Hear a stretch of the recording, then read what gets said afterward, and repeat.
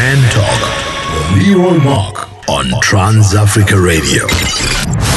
Out of the woodwork, eh? Dude, like, I mean, you call it woodwork, but yeah, coming out is a big thing. Coming out is a big thing. Coming out is a big thing. In 2017, it's interesting. I mean, being a member of the gay community and being an observer of the gay community, it's been interesting to see just how, being gay, man, that was hectic 2 years ago, 5 years ago, 10 years ago. Right. Now we've got, it's more inclusive and we're looking after more people. So we'll chat about that in a bit. But yeah, bring those questions coming through onto our WhatsApp line. And of course, we're also live on @TransAfrica 872. If it doesn't say 872, it's not the original Trans African McCoy. And of course, _Leroy_Marc. That's Marc with a C. Also hit us up on Facebook. Go through to Trans Africa Radio there. You can listen to us while you browse. And we're live in your pocket on tierradio.mobi. But enough of that. Let's get back into the music. Leroy Marc, who was also an ally of the LGBTI community, coming through with love music. This is Trans Africa Radio. There we go. We're back online. Joined in studio by my #ManTalk guest. The conversation will start just after 6:30 Central African time with Matlou and Emil Wilbekin. So It's Danish. You see, Wilbekins. We're having the conversation all hour long. But before we get to that, so Jay, I note that you have been in several TV and radio interviews. So you are famous, man. You are famous right now. No. Is it? No, I'm popular. Jay. I'm popular Jay. famous. I think. I think Jay's beat. Jay Ubita. But Emil, you are the creative and strategic media marketing and branding professional. Yes. Does that fit onto your business card? Wow. Yeah, but I mean, you've got foundations and organizations like WOW, World of Wilbekin. Yeah. You also deal with Native Son. Yes. And we were chatting about that off air just a bit. I was listening into your conversation with Jay. So we're chatting about this whole idea of the LGBTI community and this initiative to grow the network and a global network around that. But I think to pitch the conversation before we go to break, we are in Africa. Being gay is still quite taboo, but has become more accepted. This is Trans Africa Radio. She's a naturalized South African, Portia Monique, with a full filet about. So if love is supposed to be I don't want it, taking us to 25 minutes to 7 p.m. Central African time. News, views, reviews, and interviews, and great music, and awesome guests. So we're joined with, apart from Emil, we also have in the studio Jay, who's just joined the Thami Dish Foundation. You and Thami doing wonderful things. Mm-hmm. And I got to listen to you speak about your new designation at the Feathers Nominees party. Mm-hmm. So you head of programs. Yep, of Thami Dish Foundation. Quite nice, quite exciting, quite watch the space basically. And also, you've done a lot. You've done a lot in training and facilitation and counseling, which I think will be very valuable for this conversation because we're about to go all the way in. So, if your wig is on right now, put it to the side. Put it down. We'll snatch it off. Because from the edges, we're taking tracks and everything with us. Hit us up on our WhatsApp line on +2779 2544329 +2725444329. Of course, at TransAfrica 872 _Leroy_Marc is where we are right now. So, Jay, Emil, let's start. Okay. We're going to make it a lesson. And as I said to you earlier on, this is your house. We can fight and we can do whatever we need to. Mm-hmm. But I think the conversation needs to be had. Also, I don't get the memo about wearing black. It's okay. It's cool. I just find yellow. So. You know what I mean? What do you want to say about black? No, I wore yellow because the theme of this year's Pride color is actually yellow. And yellow looks great on brown skin. Which Pride? Joburg Pride? Joburg Pride, yeah, Melrose. So I'll be heading over there and we'll be live broadcasting, I'm told, from there on the 28th of October. So it's going to be a bad day. Emil, you'll be back in America. I'm sorry. I'll be back, yeah. Yeah, so we'll send you a ticket. Okay. We'll ask Donatella for a jet or something. Okay, if you want to fly me the 15 hours over, it's fine. Nice red eye, oh my word. So let's just talk about it. I mean, earlier on... Pardon? No, we'll just teleport him here. Oh yeah, we can do that. Gay men can do whatever they want. Whatever we want. So let's talk about the before we get into the network and the various foundations and the various institutions and collaborations you've had, because I think between the two of you, there's years and years of experience in the LGBTI, and I'm going to add the Q for the benefit of making sure we include everyone in the sphere. And maybe we'll start with you, Jay. I mean, this past week we had National Coming Out Day, and International Coming Out Day, and I was not okay. I was not well because for me, I felt like it was not appropriate because not everyone's coming out story is the same. Not everyone. It's not saying mom I want to do drama and not be an accountant. It's a very, very deeply personal thing that goes to the actual essence of who you are. It's the fiber you're in. And so the idea of then saying, I thought for me it sounded like we were advocating to say, okay, Emil, come out. Right. This is it. If you're coming out, this is the day to do it. Right. And and that's where I felt a bit uncomfortable. And then a friend of mine who's also you would know Ulumko, then tweeted something about the fact that his coming out story. And it was kind of heartwarming to then start seeing that the story is being shared about coming out. Is the LGBTI community in its entirety, where are we as far as being accepted in what I would call the vanilla society? Vanilla? Yeah. Vanilla. Yeah. I don't want to say normal because we're not abnormal. Right.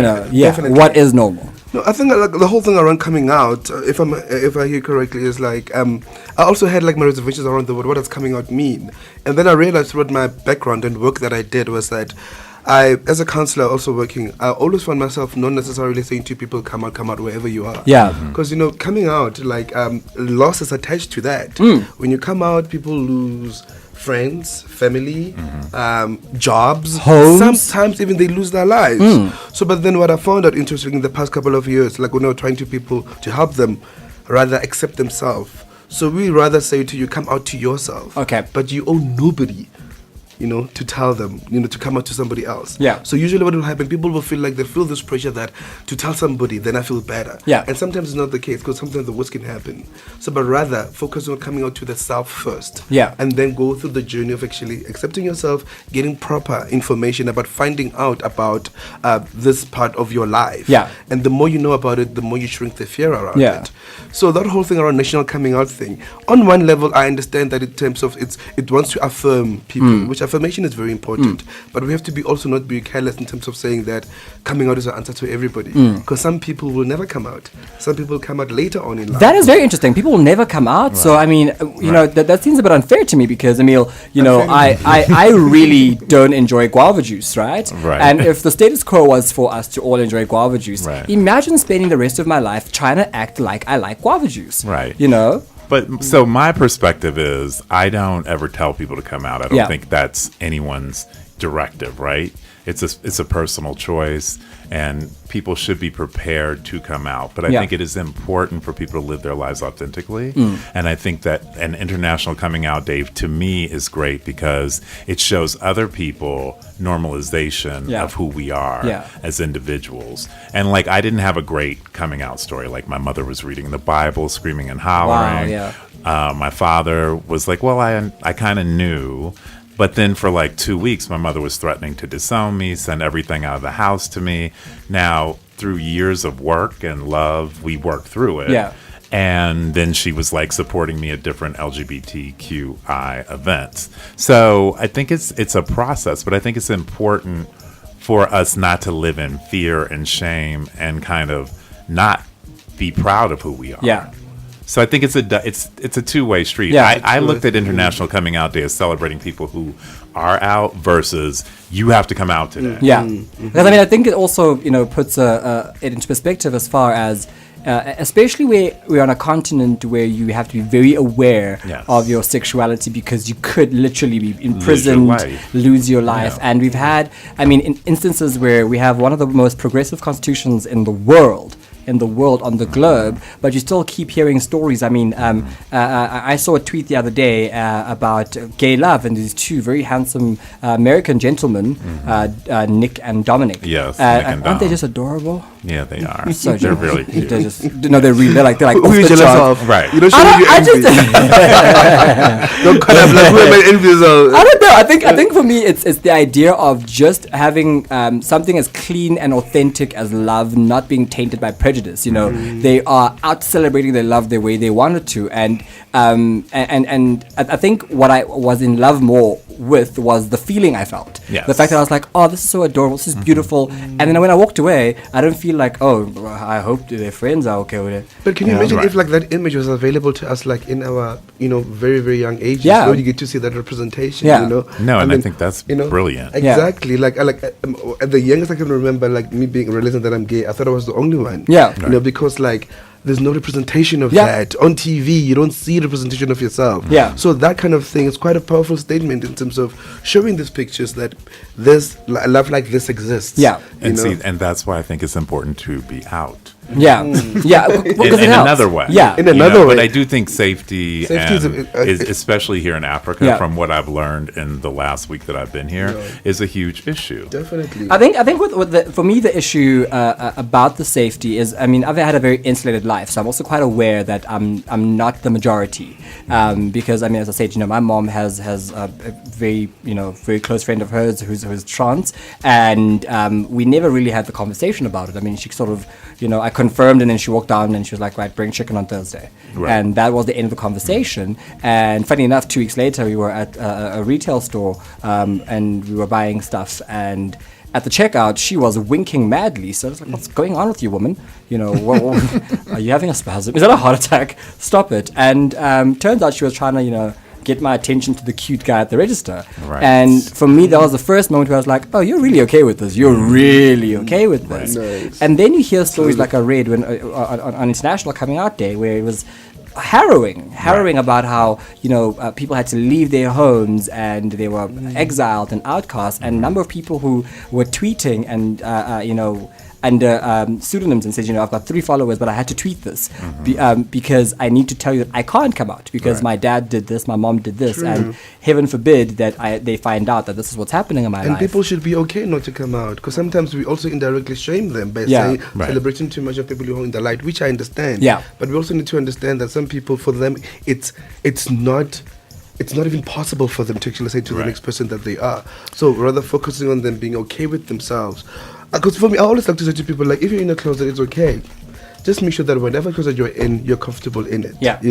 So be comfortable, like, educate yourself with proper information, because what happens is when people when they shame and the guilt and they internalize that, they start to actually put themselves in risky situations. Because when you hate yourself, therefore you cannot take care of yourself. But I mean, Jay, you and I, and I'll talk about what I know. We're in Africa, we're black men, and there's a very clear stereotypes attached to us. You need to go, and it happens across the globe. Well, this would be in America too. Yeah, I mean, I've spent a very limited amount of time in the US and a bit in Europe, but all those times I was quite aware that as you're a black man. You are fully, and now you're a black gay man, and things happen there, and even things like having even allies in the LGBTI community who then try and accessorize you. You become the fag hag. You become the girl. The girl. Cho me zala. And then taking away from your masculinity, because at the end of the day, if you need to push, if my boss's car got stuck outside, listen up, guys. Right. We're pushing that thing down the hill. Right.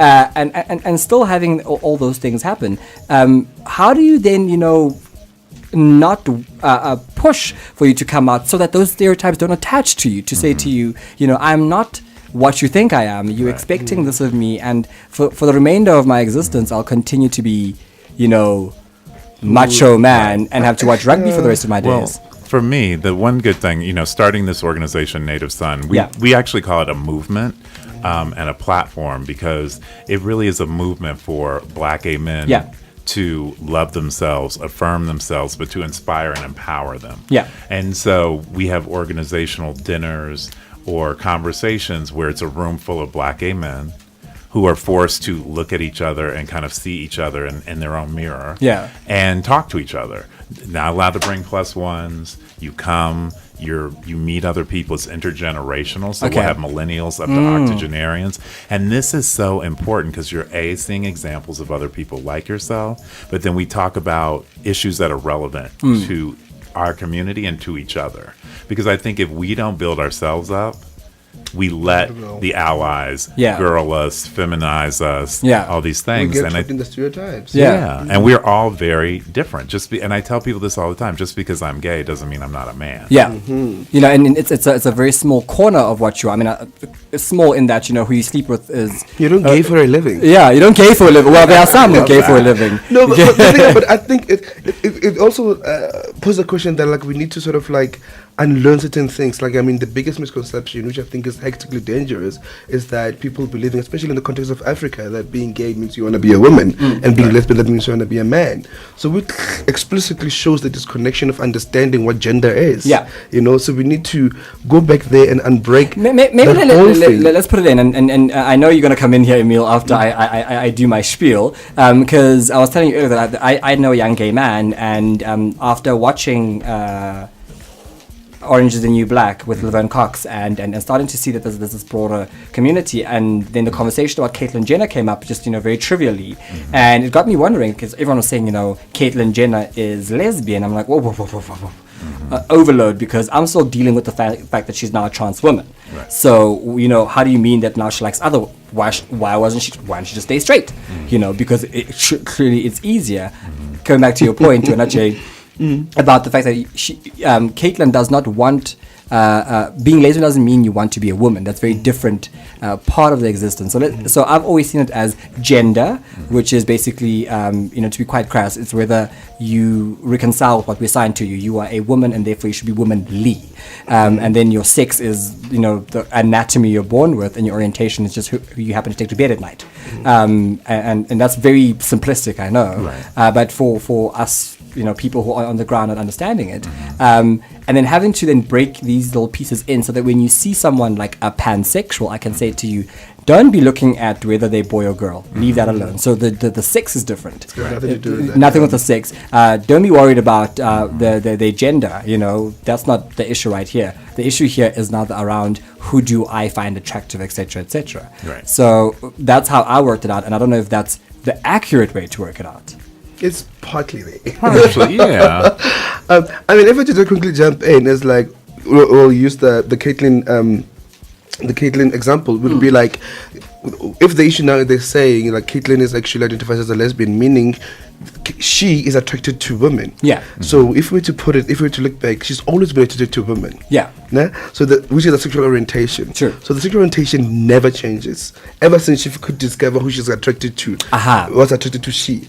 But what happened was, like, in knowing that she's attracted to women, also on the side about her gender. Her gender was the fact that when she was born male-bodied, you know, but society also, because you've got whatever between your legs. Let's be frank, if you've got a penis between your legs, therefore you're assigned a gender which is called man. You know, and you have to aspire to that, and you have to be comfortable with that. And then he then went through that whole process where realized, or maybe was brave enough to actually realize that the gender that was assigned to me, which is a man, is actually not fitting for me. It is not the gender. A woman. And you see, so now trans, like a woman, but then the sexual orientation has always been attracted to women. So now when you look at her, you will say like, oh my God, so there's actually been a lesbian. Exactly, because that's the realization I had to come to, that it's not a matter of... That's the thing, but somebody put it very nicely. He said, trans issues are where gay issues were about 20 years ago. Because people confuse the two, like that the gay and the lesbian and the bisexual, those are sexual orientations, whereas the T is strongly about gender. And gender, because we live in a hectically patriarchal society. You know, there's a lot of like immense entrenchments about certain things and rules. Gender is a lot of things that a lot of people are stuck on that. I need to ask though, because I've always been confused about the labels, because I've never understood and I've tried to research it, and it got me even more confused about the difference between transsexual and transgender, because even then, you know, it's the same issue about people who are just getting over the gay issue right now. Go, okay, Leroy is a guy, he happens to be attracted to other guys, let's leave it there, let's put it there. We understand that part of it right now. The issue is implicit there as well, which we can touch on. But we're now coming into the trans community, which for me has now become the big focus point in the LGBTI acronym. It is now people seeing that, okay, what happens? Because I promise you now, 10 years ago on television, they'd be like, oh, God gave you... Because gay issues are still easy to deal with. You're just attracted to someone different, but you're not trying to Be. Yeah, and I mean, to be quite crass, you're not trying to undo God's work, and I use inverted commas for that. Big commas, yeah, please. big, Let's note big, that. yeah, big. It was a power. Let's go for the trillion. Because it's the new frontier again. It's the things that we were like, oh, it's so wrong to sleep with you can't sleep with thou shalt not lay with man as they do with women, as the Bible would say. But now we're saying God says don't change what I gave you. Well, the thing that's interesting to me about the trans movement that's happening right now is it's very powerful, and I think that it's a recent story of seeing how a community owns their narrative. Yeah. And I really love how, particularly in the United States, how Janet Mock and Laverne Cox really intellectualize and own and are very active about their narrative and their visibility. And I think that they're doing such a good job. I mean, that's one of the reasons why I started the Native Son movement, because I said, well, look at these powerful trans people who are owning their story and standing up for themselves and representing themselves and being visible. Why aren't we doing that as Black gay men?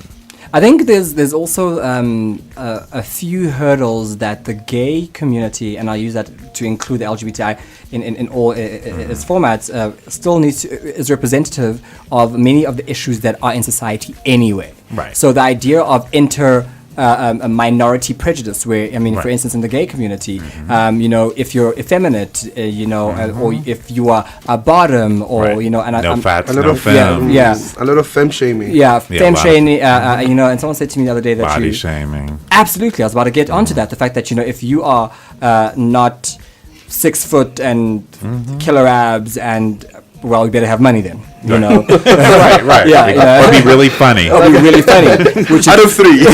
But you need to pick a struggle. And for me, it's quite interesting to see, even in the gay community, because you'll hear gay men say, "Oh, don't tell me about that girl," referring to a femme guy, and even we get into the issue, which is I'm really keen to ask you about, is the whole idea of straight acting, and what is the straight acting? How is it that we're able to, on a network, on a social media network, and say, I'm Leroy Marc, I am, straight acting and looking.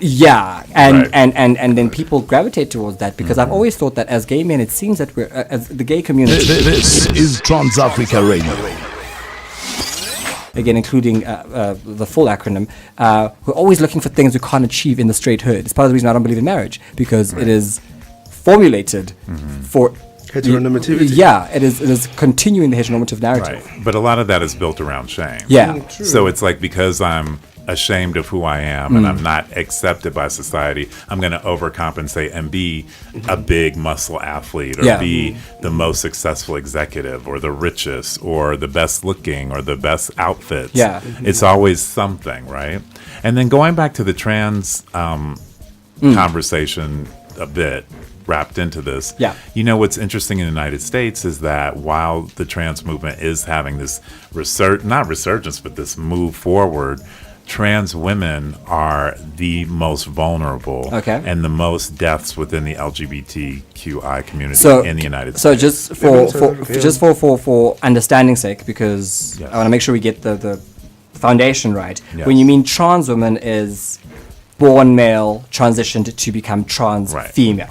Okay. Exactly. Yeah. Not trans female. Not women. Right. So those trans women. Trans women. Yes. In the United States are the highest numbers of murders and deaths within. And why is that, Emil? Because I would have thought, and that's why I went back to the definition, because I would have thought, because let's say I identify as trans and I'm beginning my transition. I would, because and maybe that's where the issue lies, that I'm going back to the idea of, lesbian women have always been at the worst when it comes to violence in the community. Because again, I feel like you're bullying the most vulnerable, because as a man, I am bigger. Stronger. So it's, I think Yeah, a lot and of stronger. it is sexualization. Yeah. Ooh, okay. And if you look at like when you're saying like in terms of like those are like quite heavily targeted lesbian women. Yeah. If you look at it closely, it's often like the masculine persona. Yes, in terms of absolutely. women, which also is a direct reflection in terms of patriarchy. We live in a society where masculinity is very fragile, and then because we know that man, in terms of patriarchy, how it treats the woman to find where that space is usually to inflict violence on them. Yeah. So now on top of that, if you get a woman who is engaging with other women, and the biggest misconception being they want to be a man. Yeah. Lesbian want to be a man, Yeah. which is not true. Yeah. Then of course that intimidates that positioning of patriarchy, and of course patriarchy will retaliate. Yeah. And that's why in terms of there's a whole lot of violence that in terms energy. and Yeah. targeted in that way. And it's also linked in terms of trans women who are quite Yeah. vulnerable, because it's like, as a woman, so you're saying you're a woman, so we'll show you how we treat women. Aha, and that's what I was trying to So get it's to. like we're gonna break you.